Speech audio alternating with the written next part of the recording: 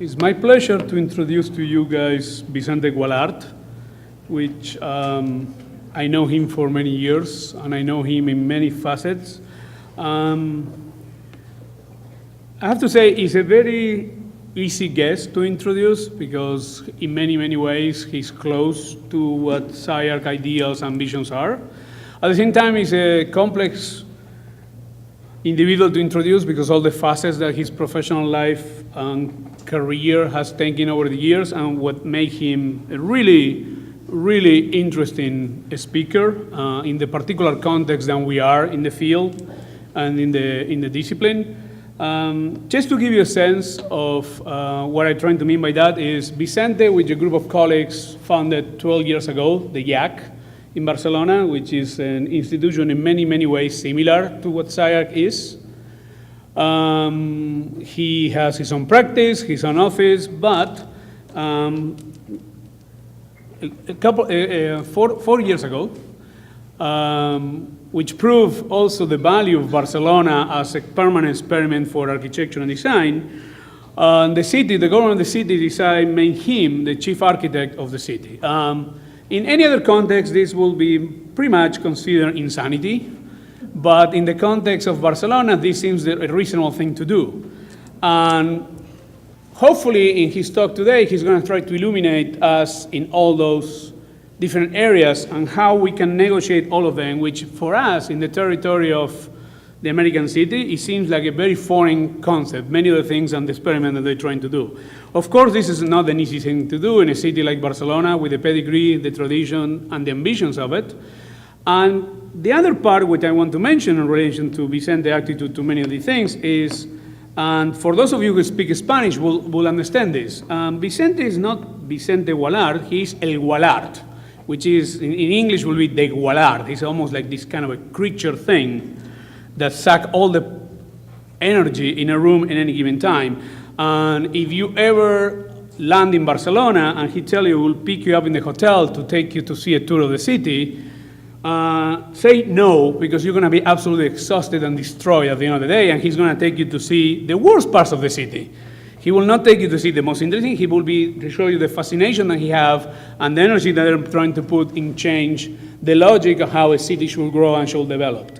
Now, no question that his commitment through his practice, his political activities, and his academic activity is at the center of what the city is. And I want to be very clear that I'm not talking about urbanism, master planning. I'm talking about the city as a living ecology, as a confluence of many energies and power. Now, the last thing I want to mention, and this is again for people from other parts of the world, a difficult thing to understand, but Vicente is from Valencia.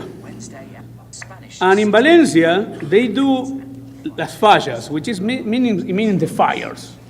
And they spend months working very hard, building all these sculptures, these things, these amazing, unbelievable cities, figures, and so on. And they work for months for it. These things is 5 days. And they, at the end of the festivities, they burn everything. And they start again and again and again. And you can always feel that when you talk with Vicente, when he talks about his ideas, is that he's working very, very hard in all of them, but you know that at the end of the road, he's going to burn them, and he's going to start again. That seems like a pretty interesting thing to relate to SCI-Arc. So, in the middle of the fires, I would like to welcome Vicente Guallart to SCI-Arc.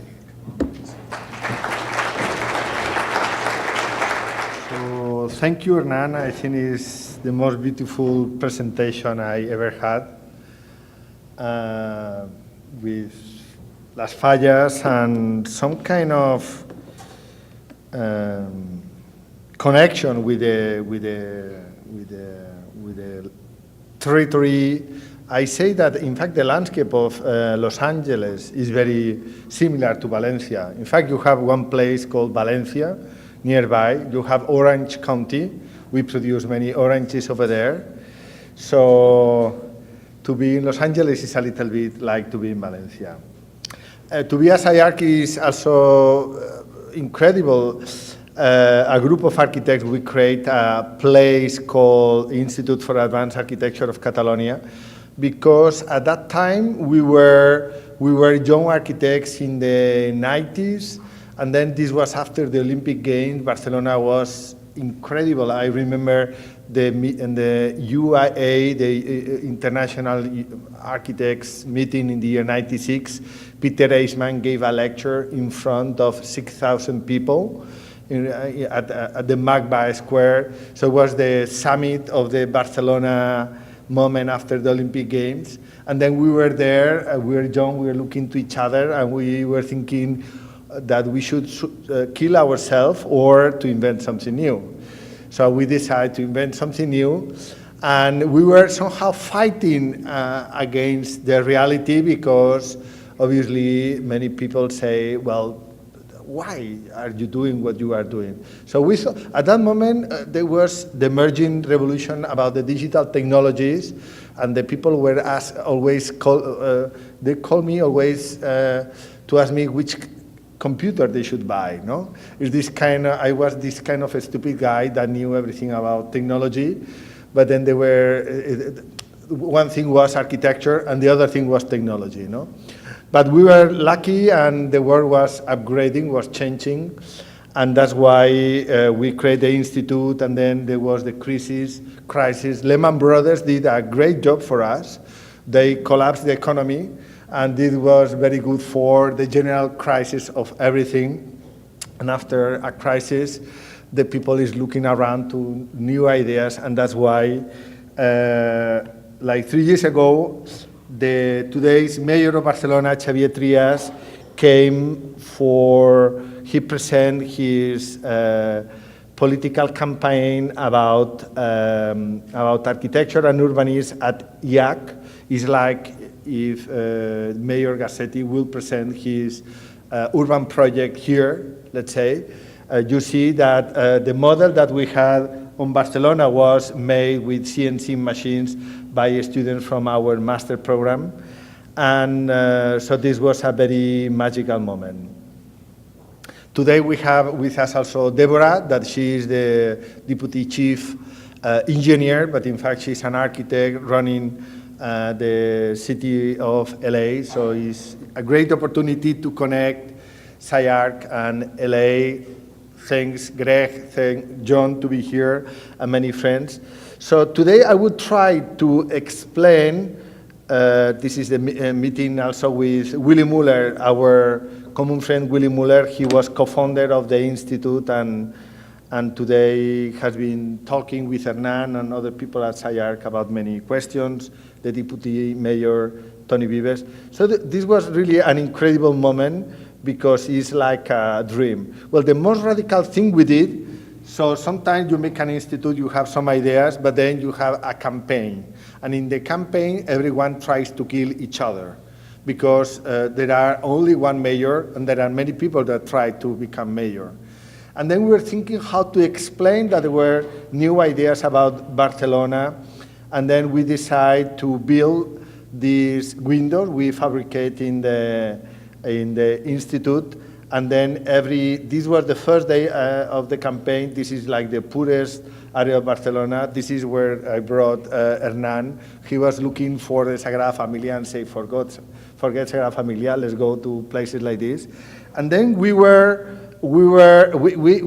invent a new way to talk about a city. And then the mayor arrived there, he opened the windows, and then behind the windows there were some drawings that were confronting the reality. No? We were talking about regeneration on the city, renaturalization, so we were always inventing words. You know that we wrote this Dictionary of Advanced Architecture, that red book, and then we are still inventing words, and now the people are using our words, so what is really incredible.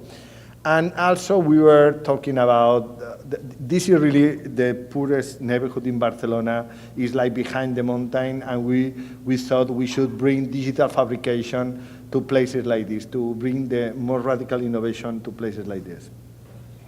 So today, what I would like to explain you is that, I am an architect, I used to run an office, I was the director of the Institute of Advanced Architecture. But then one day you move from just making projects to a position where, in fact, you are not anymore a lion, but you are somehow you have the key of the zoo, and you need to feed everyone that in fact will be the ones that will be making the project for the city. So my job basically is to take care about the city, to have a vision, and to work with the mayor to develop the vision, to explain to the world that we have a vision, and then there will be many people that will be doing projects in our city. Barcelona was founded in, this is a crucial graphic, because in general in cities what we do is to run business as usual. I had a meeting with the chief police of Barcelona, and he told me, Vicente, our job is to administrate the city. So that's why we are called the administration. If our job will be to innovate, we'll be called the innovation, and we are called the administration. So don't talk about things that no one will understand. Our job is to run business as usual. And obviously this is good, but Lehman Brothers did a great job for us. He collapsed everything, and then somehow was the end of a period of 150 years where we were growing and building our city. So I demonstrate with this diagram that there is an acceleration of the speed of transformation of the city. We make our first wall in the year around 0, the Roman wall. Then we make another wall in the Middle Age. Then 400 years later, we destroy the wall. We make the plan of extension, and then 150 years later, we finish the highway. And the question is, we need to have a new vision for the next 50 years, following this diagram. If we don't have the vision, we are gone. I mean, there will be someone that will have a vision about what to do, and then the economy, the forces, the innovation, the people goes always where there is new place for new ideas. So what we are trying to do is to renew this idea about our mission, that is inventing the future of urbanity. So this is the Roman city that, in fact, today you can see some part of the Roman wall. This is a kind of hidden part, and because today in the city we are always excavating more and more, we are finding more and more Romans. I mean, we find some bones, some stones, and somehow we are putting in value all of this. So this was the Barcelona 2.0, was the medieval city you see here, and you see the Roman city here, and all of this was a military land, so that's why it was not built. It's like Vienna. But then we had an historical moment where we were thinking to destroy the walls, and then in Vienna they make the ring, and they make a kind of development that was around the city itself. But we were lucky because we have an engineer, Cerda, that developed the master plan for the development of Barcelona, and he wrote the general theory of urbanization. So he invented the word urbanist in Barcelona in 1867, and we have been building this drawing during 150 years. So it's, I mean, an interesting drawing that still we are looking to this drawing to see how to finish different things. So the other 150 years later, you will see now, the city was more or less already done. This was the drawing, another fundamental drawing made in the 92, where Oriol Boigas, instead to make a wall, what he did was to draw a highway, a kind of boulevard periphery. We did these 4 Olympic areas. That was another crucial moment. And I mean, what I am going to explain you is what's next. What is the vision that we have from the strategical point of view, but also from the very physical point of view about our city. So, many people say that in Barcelona, sometimes you feel that you are in Florence, other times you are in Paris, and sometimes you are in New York, because if we see the history of architecture from the pyramids until the modern architecture, we didn't have Egypt architecture in Barcelona, but we have Romans, and we have mostly all the periods of architecture, and you can see some Roman parts, some medieval, some, let's say, 19th century, and some other city. So somehow Barcelona is a mixture of all of these. And our job is to keep alive the dream and to be able to build a new story following this story. This is the detail of the last 150 years, because when we were like 15 years ago, we were at IAC, we were thinking about creating IAC. I make this drawing, I say, every 25 years there is a generation of people. So here is Cerdà, here we have the first Universal Expo, here we had Gaudí with the modern architecture, here we have Sert, friend of Le Corbusier, here we have Coderc and the post-war architecture. Here we had the School of Architecture, School of Barcelona with Oriol Boigas. And then we thought, we were looking around and we didn't see anyone. And we thought, well, maybe it's us. We should take the position and we should build the next step. But then the interesting thing is that we are at the beginning of, let's say, a generation, but also we are at the beginning of a long-term vision.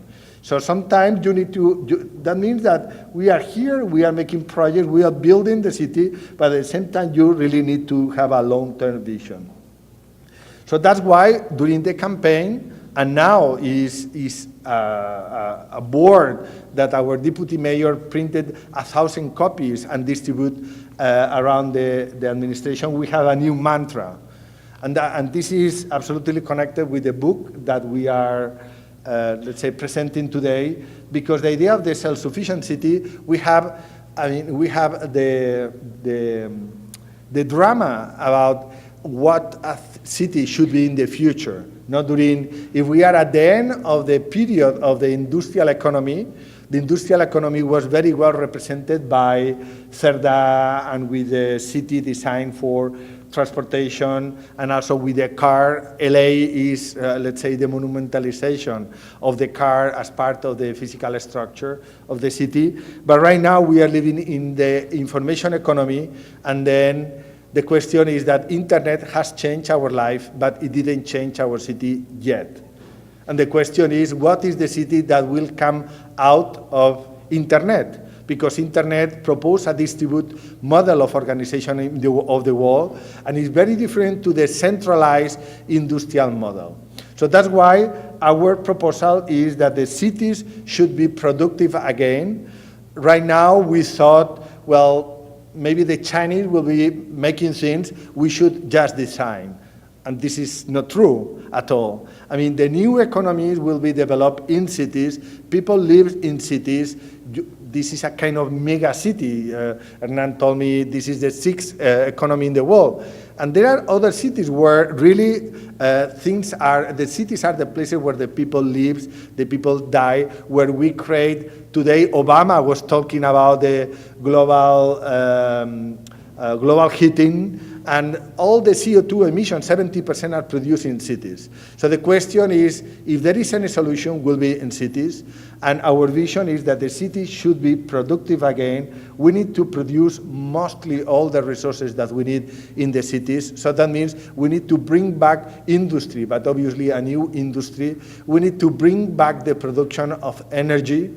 Cities today are, someone is producing things, we import things, and we produce trash. No? So we bring goods, we produce trash. And this is obviously a great mistake. We should try to close the circle of all the, let's say, the fluids and the information movement somehow. And our idea is that this self-sufficient city will be organized around neighborhoods. I will show you later. Neighborhoods that will be places that the people should walk to work. If I say this in LA, you will say, this is impossible. But I know Hernan. Hernan walks many times from his house to his office to his job. So this is a kind of European style applied to LA model. That means I will show you how we are doing this in Barcelona. And the question is, this neighborhood that will be connected through let's say, avenues, but also through internet, and will be connected with other neighborhoods and other communities.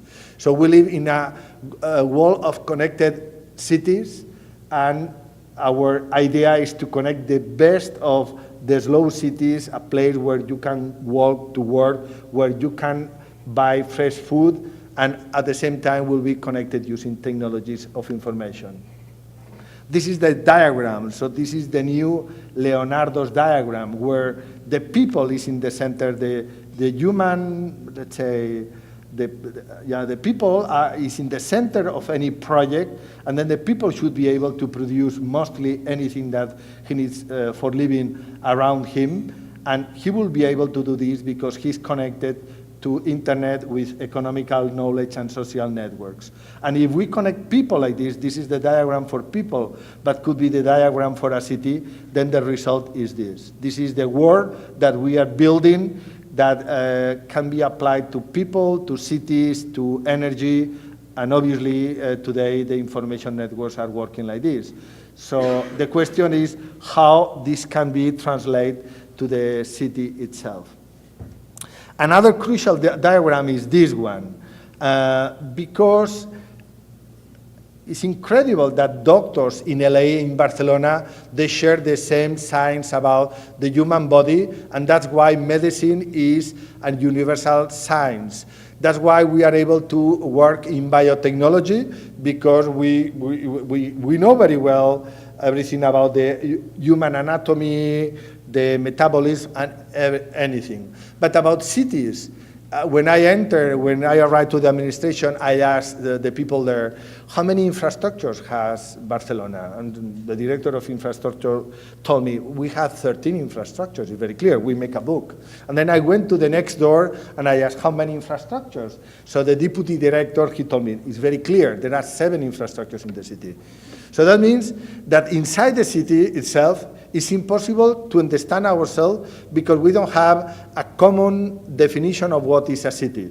In fact, we don't have this simple diagram that defines the anatomy of a city, and that's why we try to explain that, in fact, the physical part of the city can be divided with the first layer, that is the environment, 6 infrastructure, this is the right answer, information, water, energy, the matter cycle, transportation, and green.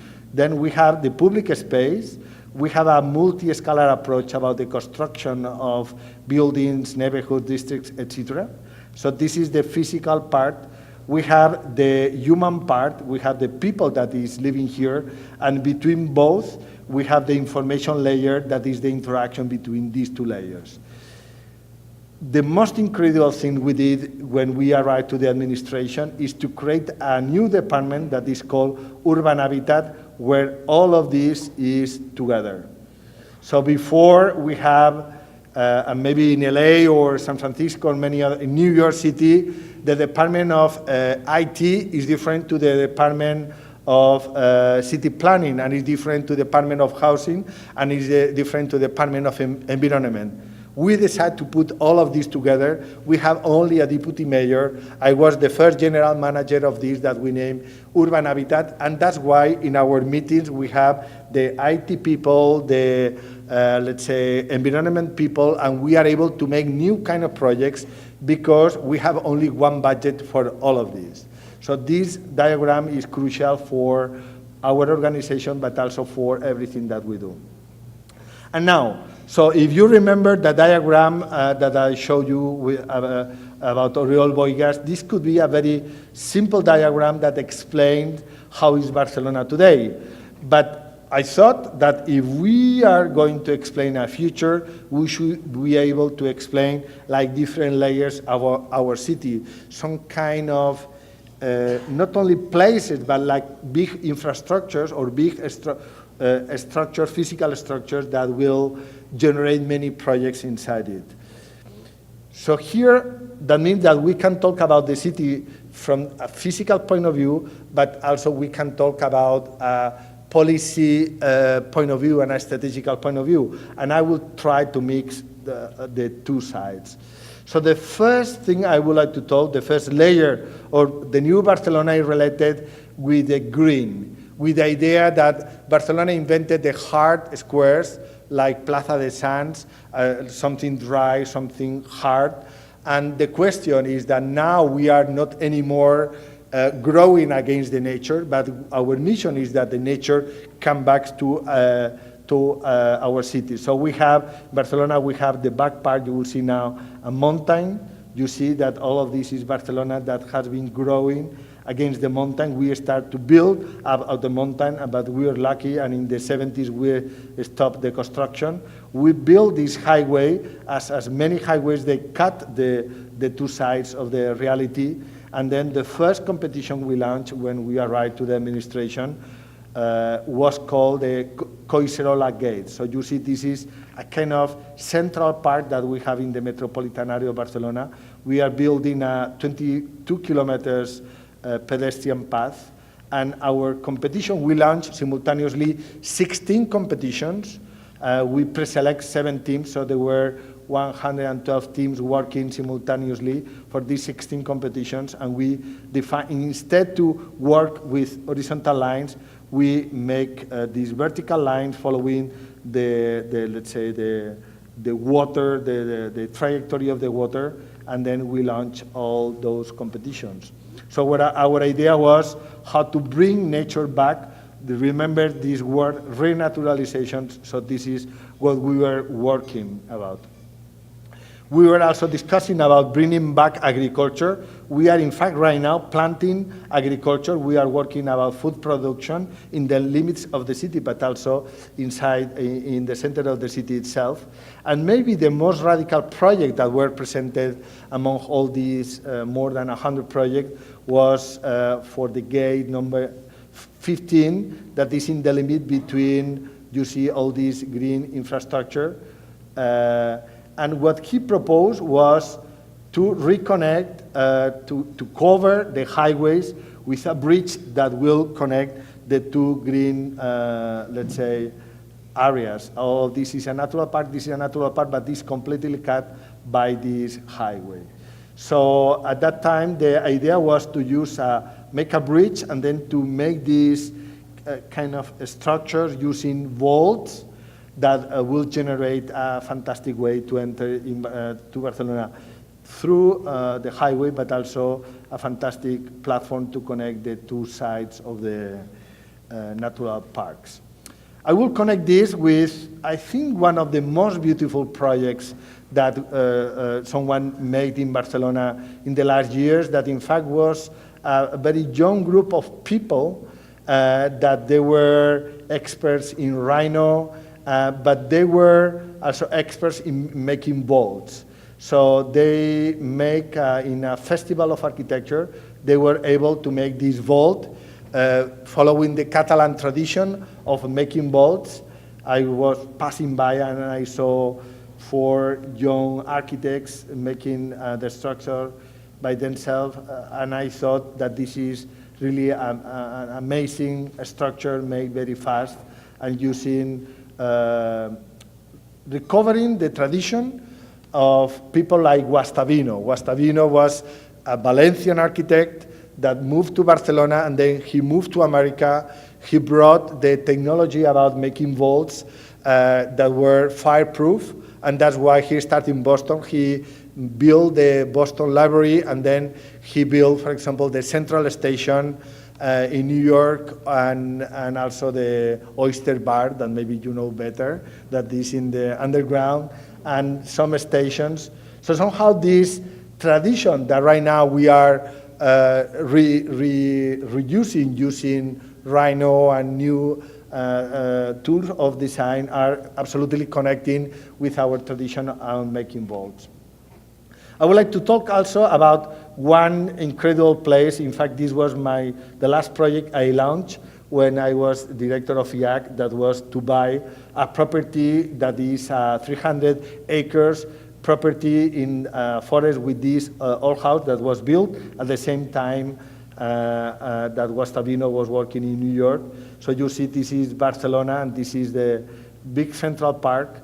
And then we discovered this place that is an incredible place, and we thought that we would like to not only make projects, but really being able to have a campus where we could really do what we were thinking that we should do, that is to be completely self-sufficient. So this is the center of the property, this is the house, and you can see that this is just, let's say, 6 minutes from the cities in the center of the natural park of Collserola. And this is the overall diagram for the system of the house. So our vision is that in 40 years, Barcelona should be self-sufficient. From the point of view of energy, for sure, it will be a zero-emission city. From the point of view of the industrial production, maybe it will be 50%. And from the point of view of the food, taking account Catalonia, maybe it will be 50%. But what we want to do, and this is the place where those ideas started to be developed, was to be able to design a city like this, a city where everything is connected, where we are able to take our raw material from the nature around and then to transform into wood. This wood, for example, produce energy, and with energy we heat the house, or we produce furniture or whatever, but at the same time we take water, and with the water we develop some, let's say, some systems that at the end everything is happening mostly in a closed system. This is the way we think about cities. So this is the house. And this diagram, we won an award of €500,000 from Endesa. We call this project Energrid. Energrid is the Internet of Energy. The idea is that energy works because we have a distributed system where everyone uploads videos and everyone downloads videos. So it's a system where everyone is producing and consuming simultaneously. And then here the diagram for the house will be that we will have in fact 3 parts. Each part will produce energy, will consume it, or will store it, and then we'll share the energy between these 3 units, or if we have more energy that we need, we'll sell to the network. So this energy model is the model that in fact we are trying to apply to the city. But what happened in our case is that this is illegal. So this drawing is kind of illegal in Spain because the central government is against all of this. So again, for me, it's incredible that we are making rich the people in the Middle East or in Russia because we are buying gas from them. But in fact, if we will put that money in long term, we'll be able to produce all the energy locally. But obviously, in order to do it, we need to do it in a new way. It's not like a central plant, like a nuclear plant. We'll do it in a distributed way. That means that we need to produce energy in the places where we consume, and we'll use, as you see here, electrical cars in order to store energy and to move from one place to another or to sell energy, etc. We develop a micro server that in fact is attached in every electrical point of the house. It's already in place.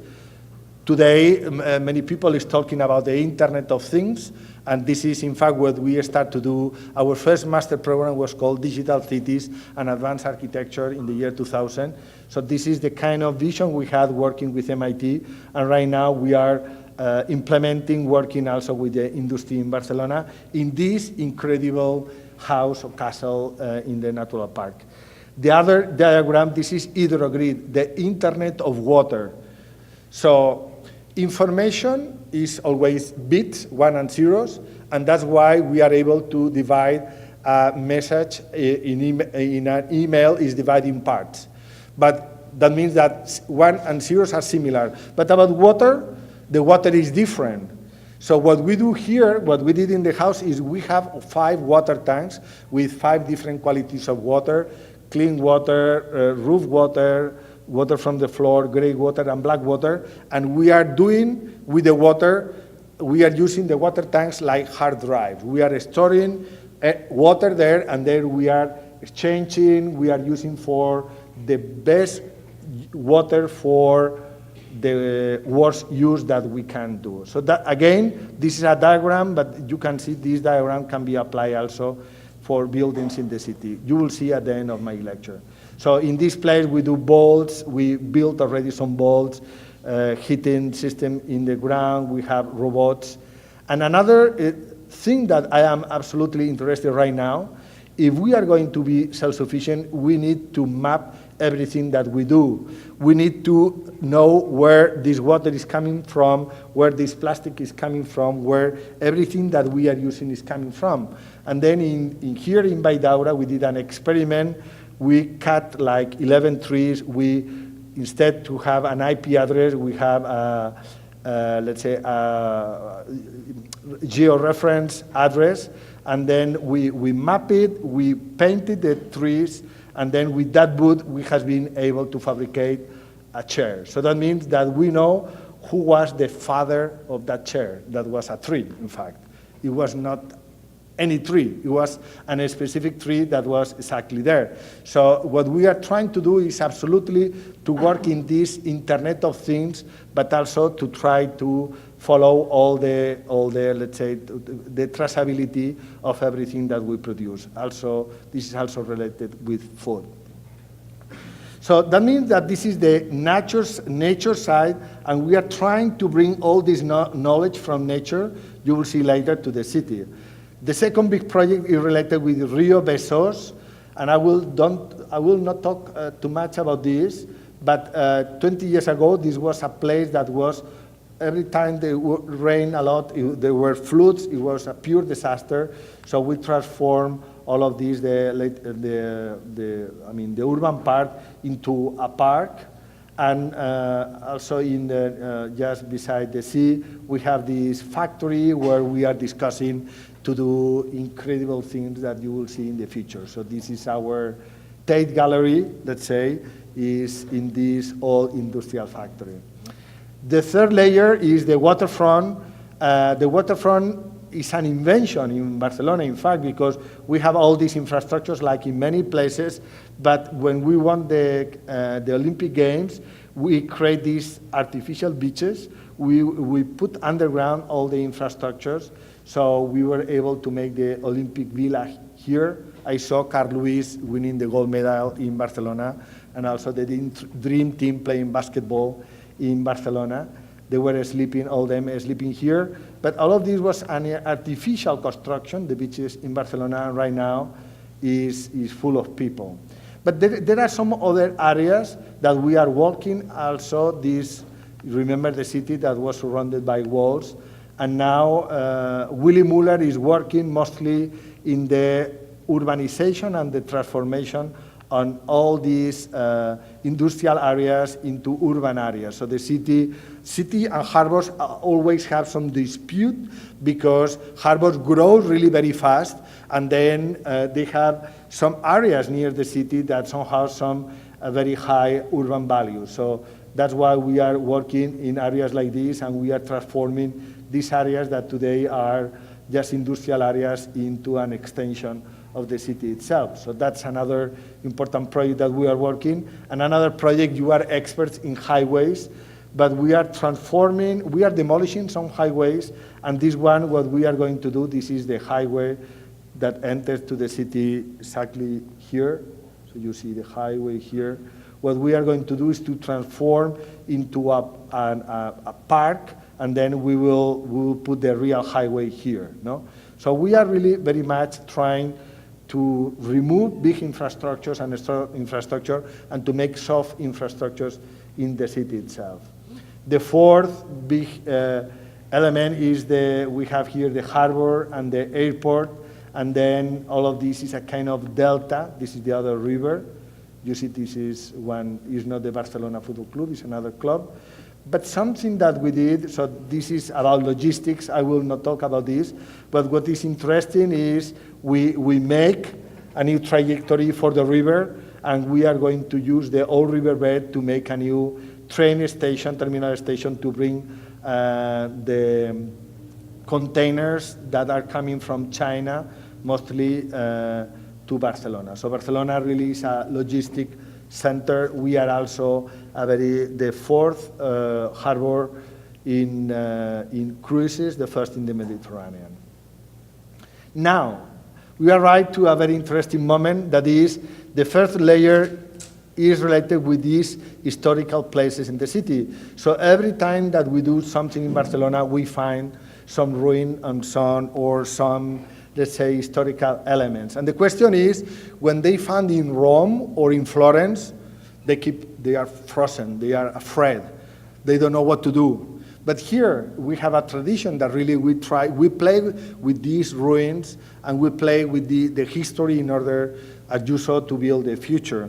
And I will explain you something really incredible. This was Barcelona before 1714. Barcelona, this is a long history. Spain was created by the union between Castilla and Catalonia. And all the movements, today movements related with the independence, is related with this historical moment where the King of Spain died without a son, and then there was a dispute between the French and the Austrians, and then Catalonia was trying to support the Austrians, the Germans, let's say, but they were battled by the French. So there was a siege, and then the French finally, September 11, 1714, so 2 weeks ago we celebrate 300th anniversary, the French battled Barcelona, and what they did was to destroy 10% of the city, and they make a huge castle here in order to bomb the city if there was any problem with these fucking Catalans, no? So we have been bombed sometimes many times in the last 300 years.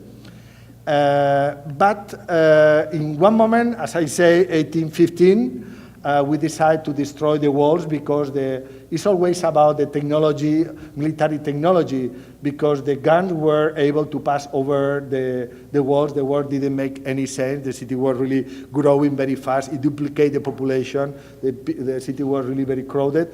We decided to destroy the walls. In this area here, we decided to make our first universal exhibition, 1888. Eiffel was trying to sell the tower to Barcelona, but in Barcelona we don't like icons, so we didn't buy the tower, and that's why Eiffel built 1 year later, 1889, in Paris. This is a real story.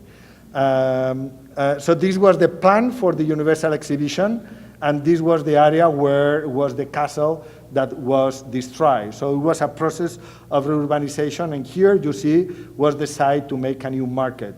All of this was the area that was destroyed. We decided to make a new market, and then we hire a French architect, and we make the central market for Barcelona.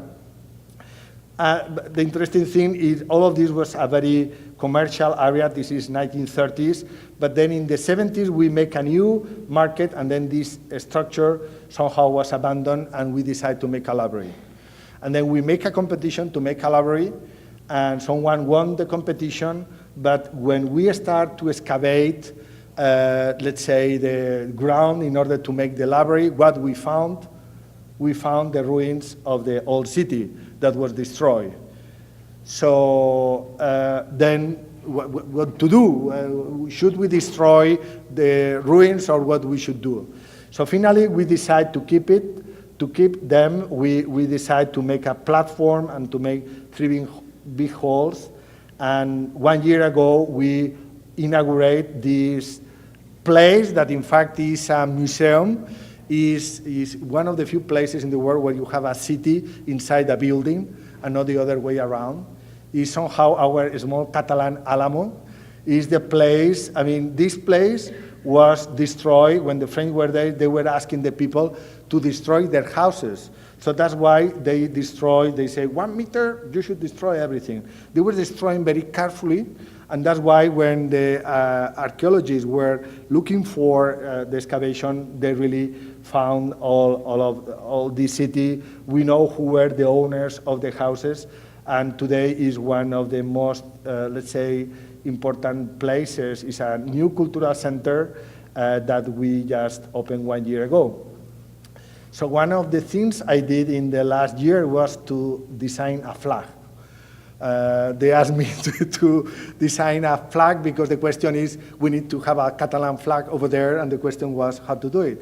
And I remember that what happened with the tower, the Freedom Tower, and the numbers about 1789 or something like this, and I say, we should make our flag that is 14 centimeters or millimeters high, And this is what we did. So one of the most important things I did in the last years was to design a flag. And this is the place now in the September 11 last year.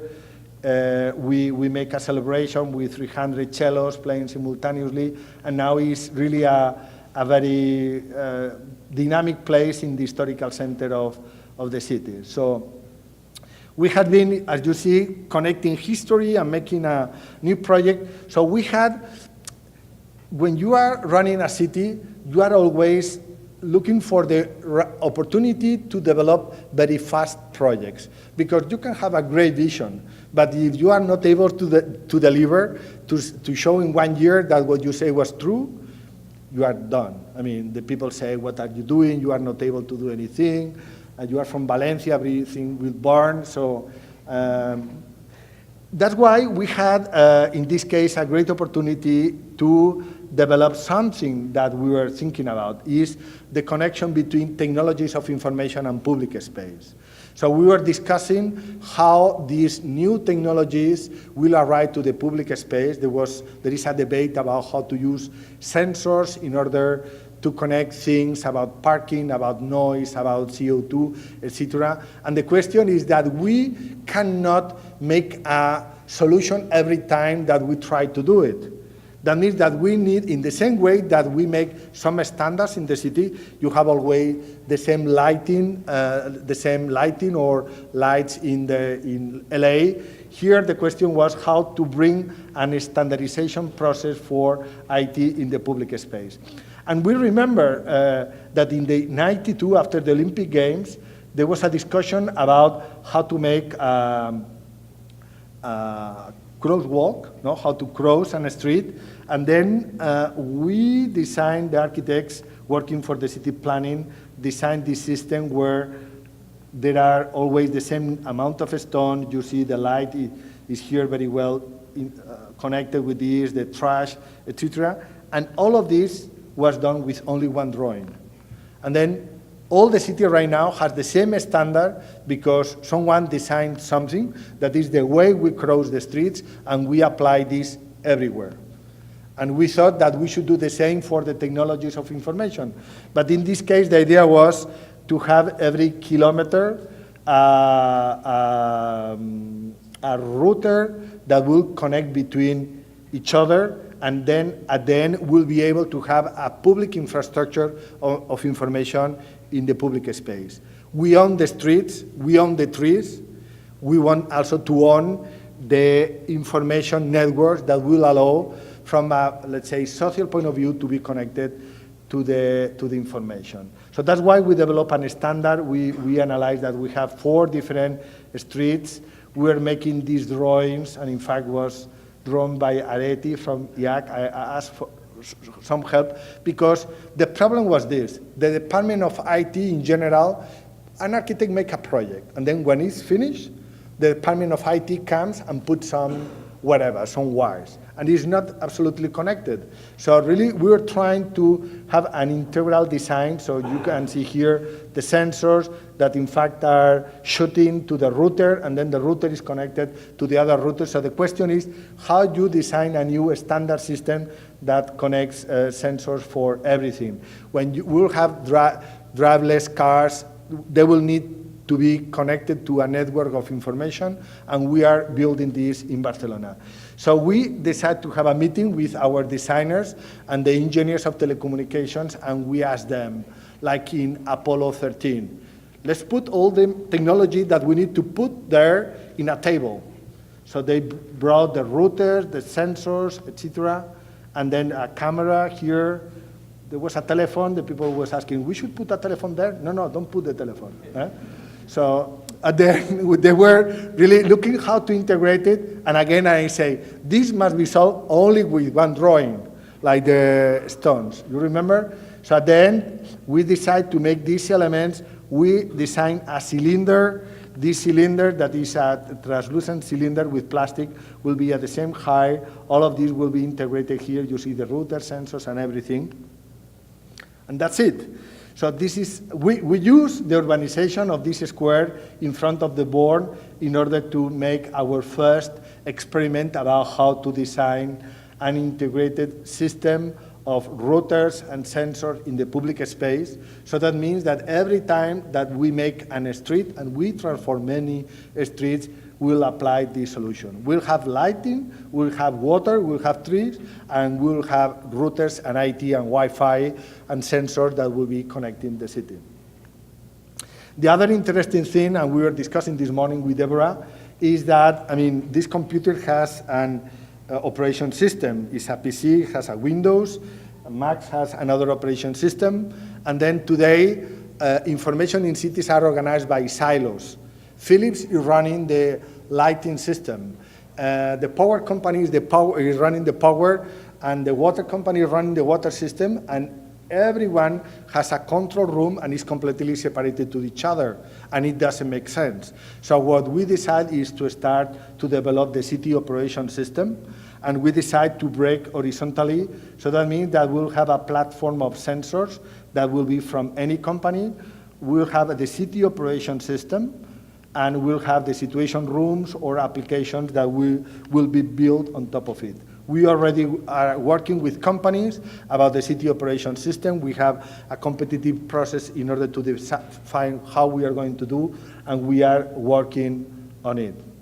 And this is obviously something we should decide. It doesn't make sense that there are 32 operation systems about cities. We should work between cities in order to develop these kind of things. Sixth layer.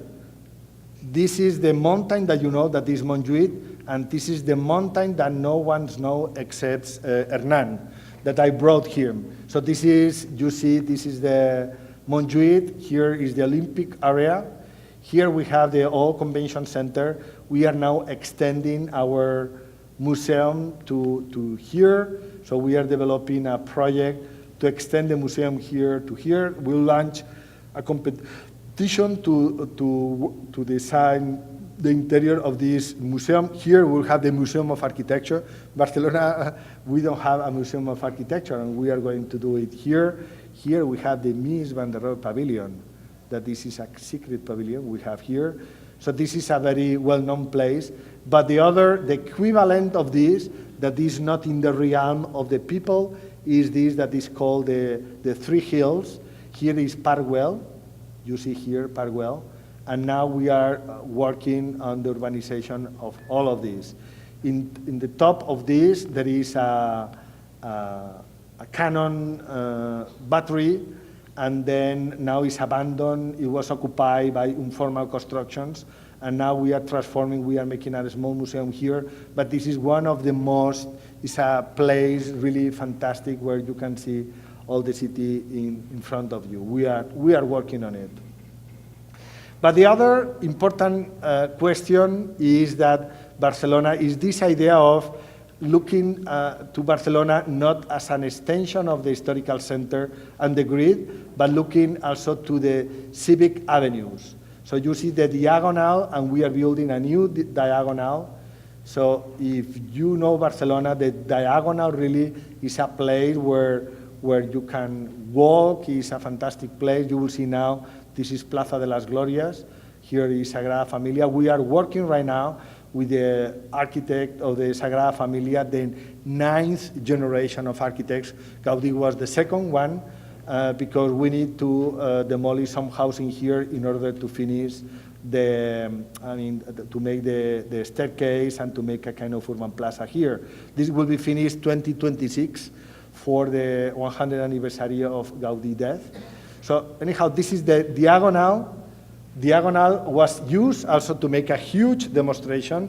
In Catalonia, the people are so funny that when they make a demonstration, they organize very well. And so we decide to make the biggest demonstration ever in Europe, and using also internet, we decide to draw a V using the diagonal and Gran Via. So this is a map of tweets. This is diagonal, and this is Plaza de las Glorias. That day was September 11 this year, and we were asking to vote. In Scotland, they were allowed to vote for decide their future, and for the moment we are not allowed to vote. So we'll see what happens. For the moment, we make incredible flags, the longest flag ever, with the people dressing red t-shirts and yellow t-shirts. The other diagonal will be that one, that this is a new one. This is a new project. You know, we have, what is important about these diagrams is that we are trying to put in the brain of people new ideas or new mental drawings. Many people say that we don't need architects, but it's not true. Architects are absolutely fundamental because we make drawings. Many people talk, but few people make drawings. And if you make a drawing, you can make a revolution. You can also write a text, but with a drawing, the revolution will be higher and bigger, let's say, more physical, will remain in the time because it will be built with a stone, no? So in this case, we have sometimes problems when we say, let's make these Collserola gates, and the people say, but what is Collserola? In fact, they were always looking to the sea and not looking to the background, and they didn't understood that this is really an important place. It's the same thing is happening with this other diagonal. Because in fact, this is what Cerdà draw. You see, this is the grid, the Gran Via, this diagonal, and he make this other diagonal that in fact was never built. In fact, here, look at the square here in the center. I think that that night, Cerdà had a very bad night. I mean, he drew the square rotated, and that's why we never were able to make it. We make many projects, there were many constructions and solutions, and in fact, the last one, you see, this highway was built in the year 92. In 92, we make the Olympic Villa that is here, and 4 Olympic areas, but this was a kind of peripheral area, and they say, let's make an park and ride. People will arrive here with park, we leave the car here and we'll take the metro. And then they built a highway. The people say, don't make a highway, don't make a highway. But they build it.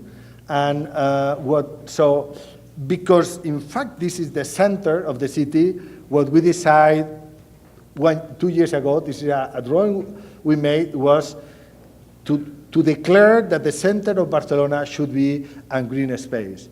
Because you see the city is already built, and the question is, when the city is built, you can try to extend to destroy more agriculture, or you need to reinvent how to make a recycling of your city. And then the argument of eliminating cars from the city that you will see right now, and to start to make a new center with a new principle, that is to build the city at the human scale, where the people can walk, where we have a green space in the center, and this will contaminate the whole city, was a very clear statement from our side. So that's why we decided to destroy the highway, to develop this plan, and we launched a competition, an international competition that were like several projects. You can find this in internet. And the winner, that in fact is this one, he make an incredible, very good analysis, because what he say, you remember there are 3 avenues, he say, we are going to make a tunnel. This is something given by us. This is Gran Via. The diagonal must pass very clear, and then the other diagonal must be a kind of broader green experience. So this is the diagram that they proposed to make some topographies, to have this green stuff, to have some green nodes, and following this idea of having a new green diagonal. So this has been a very important moment, because we decided that yes, the center will be green, and this really will allow that we build this green structure. I want to show you a video that is here, that was part of the competition. That you see is the metro. Imagine that you are a metro, you get out in the center of, in fact, the center of the city, the center of the metropolitan area, and then instead to be in the middle of a highway node, you are in the middle of a park where we create a kind of artificial landscape.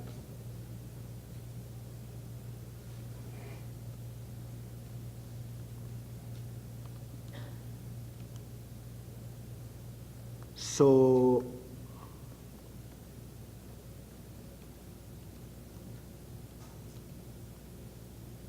okay, I collapse everything.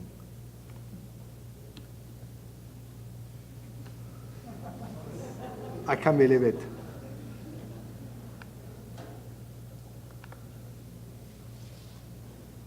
Oh, yes, okay, perfect. Microsoft is back. So this was the highway, and this is what we did in the last year. We decided to demolish the highway. We invest, in fact, 25 million euros in the demolition. We say a very clear statement that it can be applied to LA.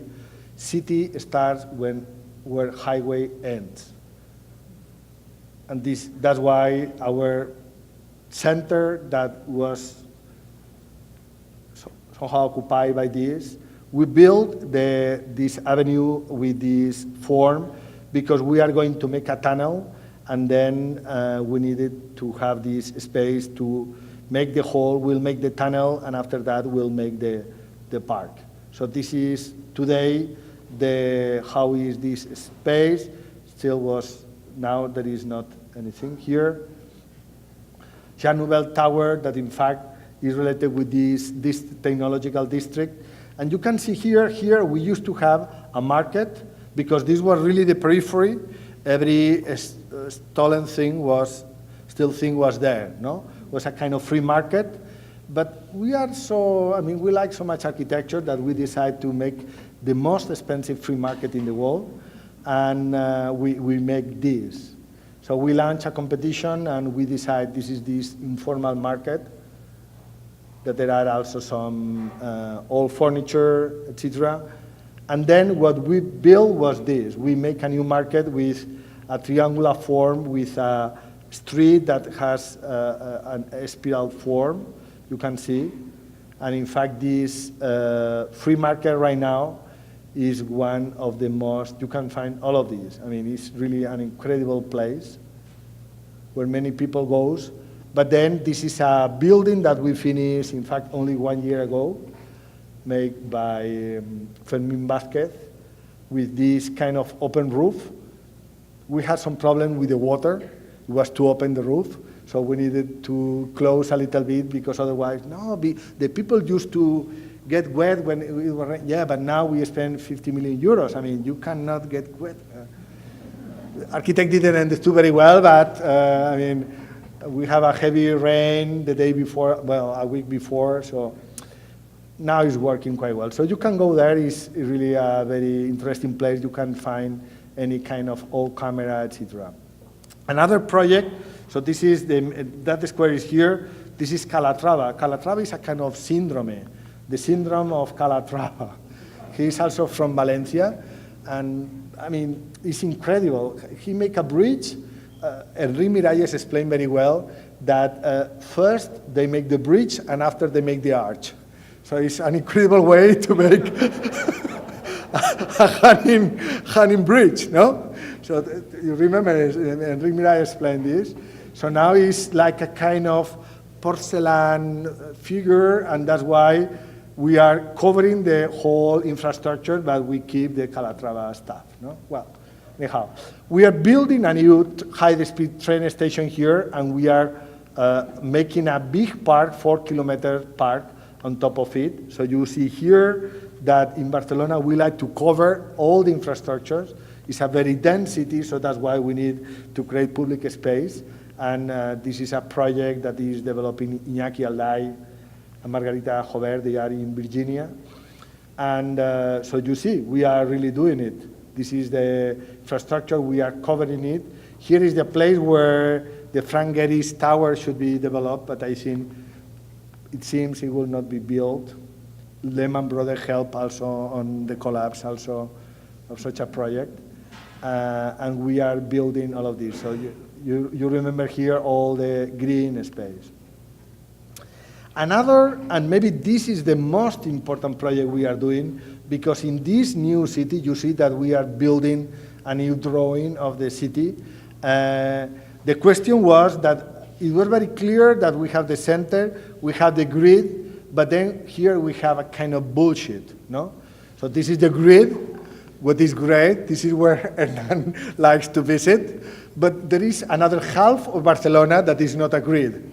That is, normally is the most interesting place. You remember here, this place, or this is the other neighborhood. So this is the grid, this is the end of the grid, and here is a kind of mesh, but here they live 50% of the city.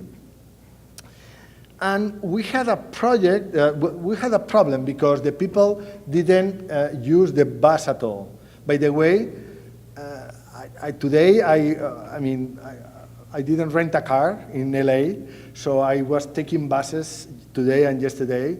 And today I take a bus, I take a train, I take a taxi. It was a kind of multi-transportation system. And finally I took like 1 hour and a half to go from one place to another to downtown, but I did it. And the problem was exactly the same like in Barcelona. This is the bus map of Barcelona. I never take the bus. I mean, it's impossible to understand. Today when I entered in the bus, I was looking for the map because I couldn't believe it. In fact, I was wrong completely because the bus was going north and I said, well, it's good. The towers, downtown is there, I will get there. But suddenly the bus turned and I didn't know. And I was asking the driver, where are you going? Downtown, but this is downtown. Well, I took a train, it was a disaster. But I found the same phenomenon that is impossible to understand how bus works.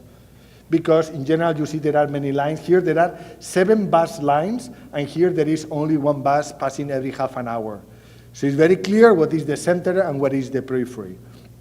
And then, what we invented, we had an agency, the ecological agency, that proposed something. He said, if we have a grid, why don't we make a bus system like a grid? So why don't we have some vertical lines, some horizontal lines, and at the end you can go from any place to any other place in the city, only changing once your bus. So that means that from any point you can find 4 bus stops, only walking like 5 minutes. So it makes sense. And suddenly we already developed, so that means that before we had 106 lines, it will be 26. We already have 13 like this, and I am starting to take the bus in Barcelona. I mean, it's really incredible. It's very easy. You are here, and you say, I want to go that direction, so you look for the bus, you take the bus, and it goes there. It's not like here, that when you think that you are there, then it turns left. It's a disaster.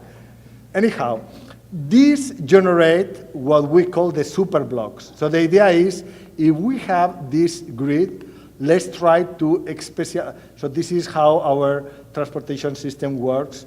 This is people walks a lot, but they use many cars. We decide to remove cars from the street because, I mean, car was exactly industrial economy. Why? Because what the ads that we got in the television is, if you want to move, be free, buy a car. So the solution is to buy a product. This is the industrial way of thinking.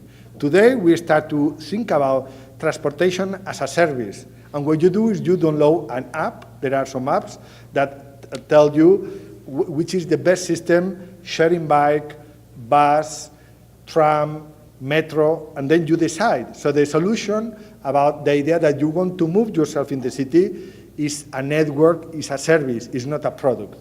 So that's why the young people doesn't want to buy cars anymore, and we decide that we are going to remove in the next 10 years 25% of the cars in our city.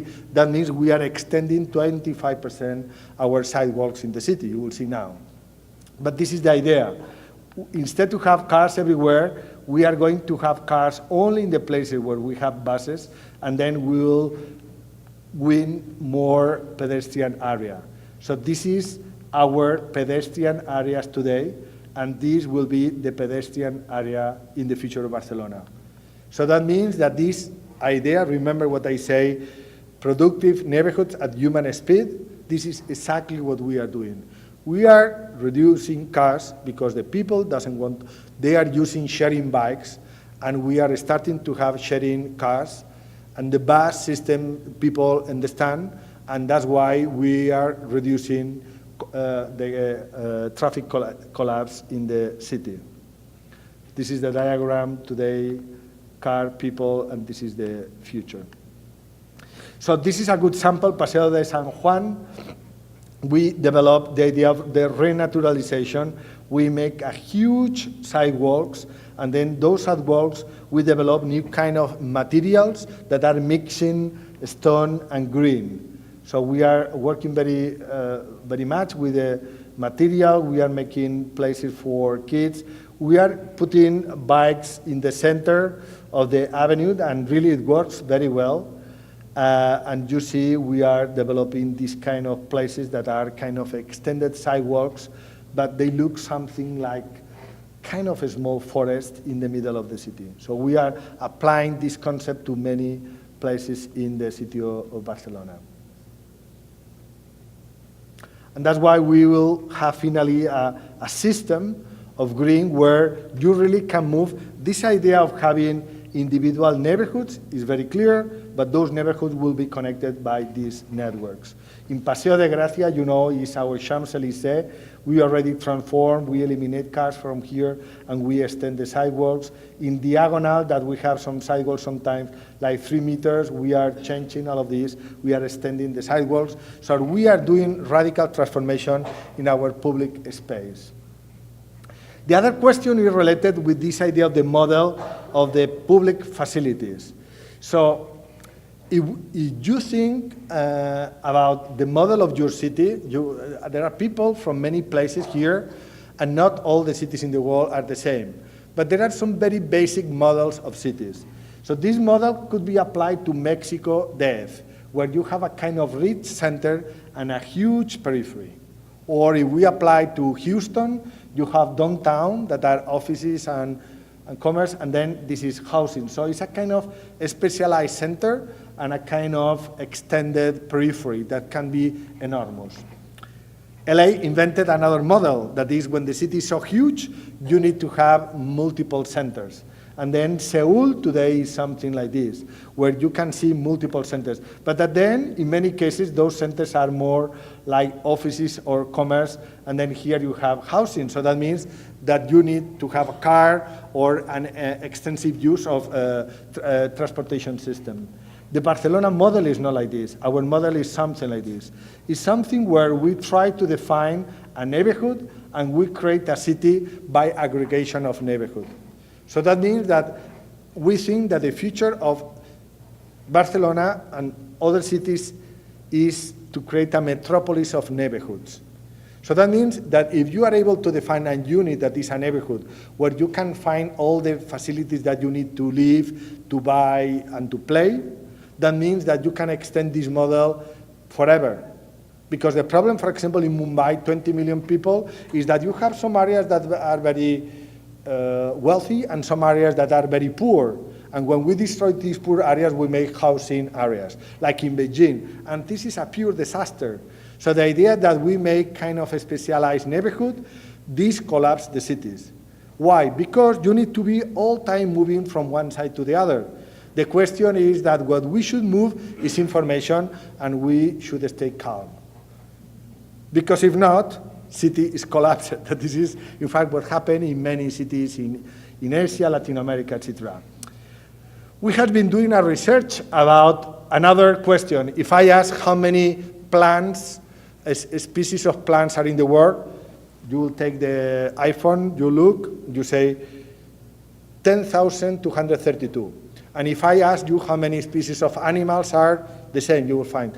But if I ask you how many urban fabrics are in the world, you will not find in internet, because no one was really looking at how we make our cities and how similar are one city to another. Because if we have urban fabrics that are similar, that means that sometimes we'll be able to apply similar solutions about technology, transportation, etc.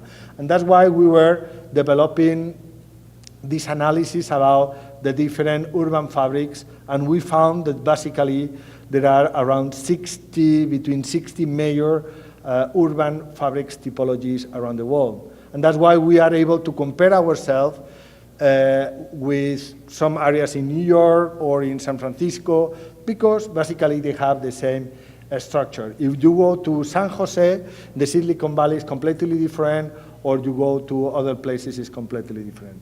So something is about urban fabrics, but the other question is when I say, what is a neighborhood, what services you need, and this is the services you need in a neighborhood. You need to buy, you need health, you need education, you need culture, sport, etc. And here are the ages of the people that they use these facilities.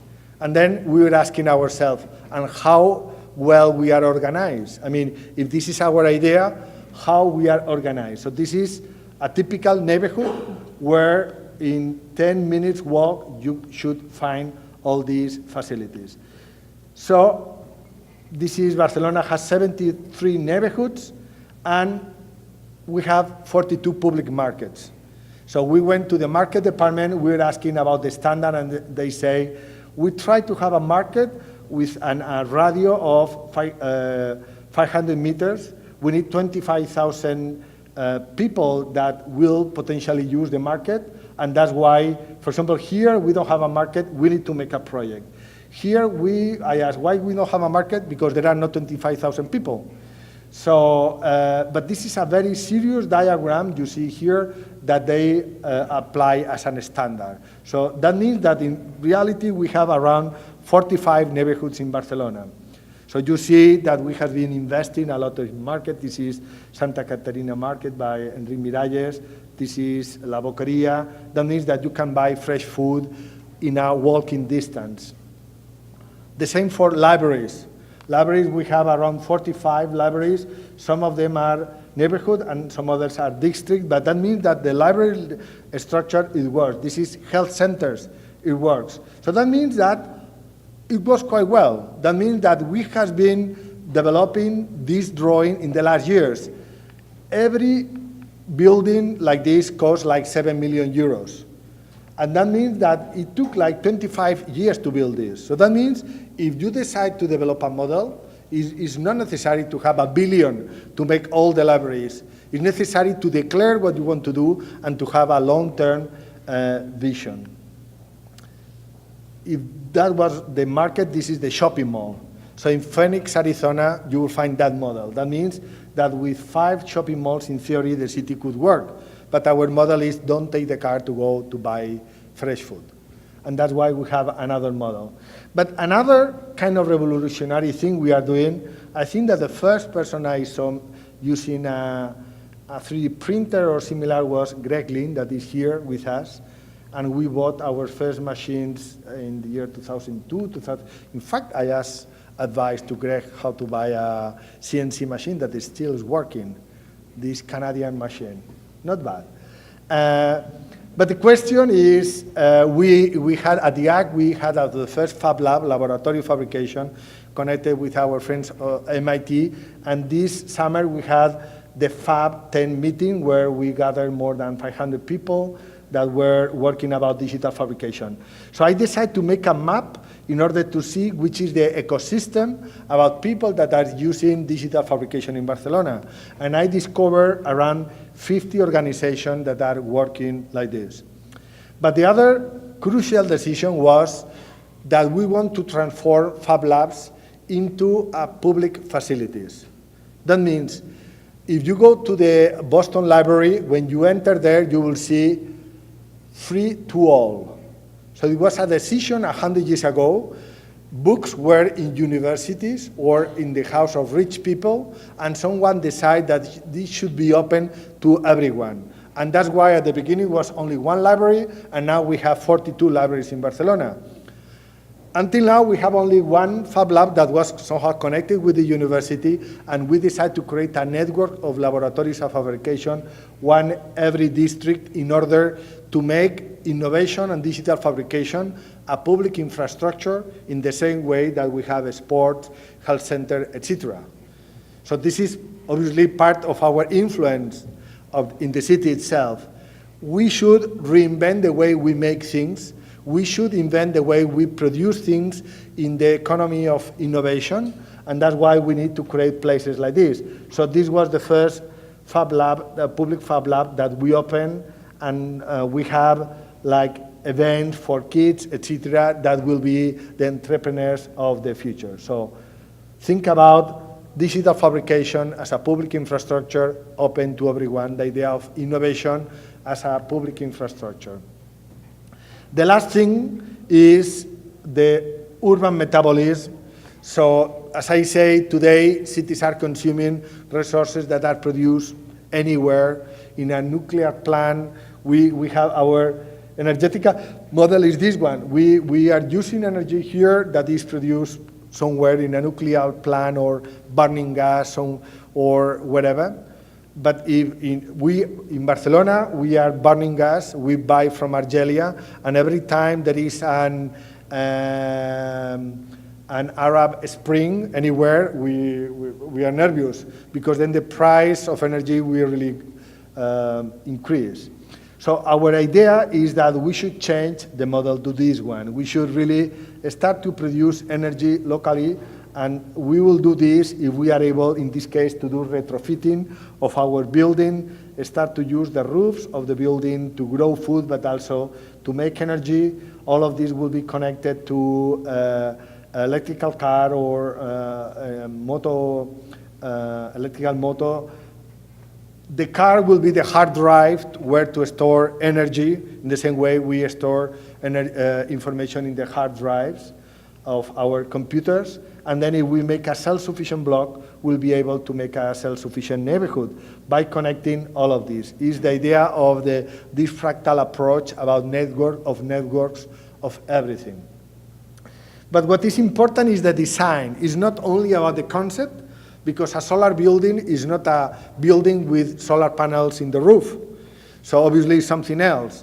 In the Bauhaus, they had glass and they had steel, and they were thinking how to make architecture, how to use design in order to make art out of the resources that they have in front of them. So here, this was the first solar house that we made for the solar decathlon in 2010. It was fabricated at SCI-Arc.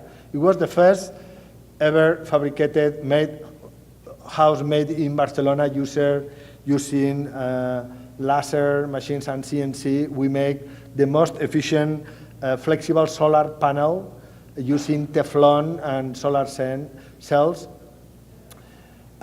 We participate in that competition like SCI-Arc, and it was curious because we were the last one from the jury's point of view, and we were the first one from the people's choice. So it was something really very strange. We didn't understand very well. Maybe the jury were looking in the wrong place, because, for example, here we are Spanish, no? We tried to use the resources in a good way. So instead to make one floor, we decided to elevate and then to have another floor. And this was the most incredible place. I mean, we were using wind, natural wind, the shower, etc. But the jury never came here. It was kind of illegal, no? We were looking always the sensor, looking to the machines that were exhausting air, no? Kind of stupid stuff, no? We should obviously mix the best of the design and the best of the technology. We make a second version of this house. This was, in fact, made 2 years ago in Barcelona. It's still there.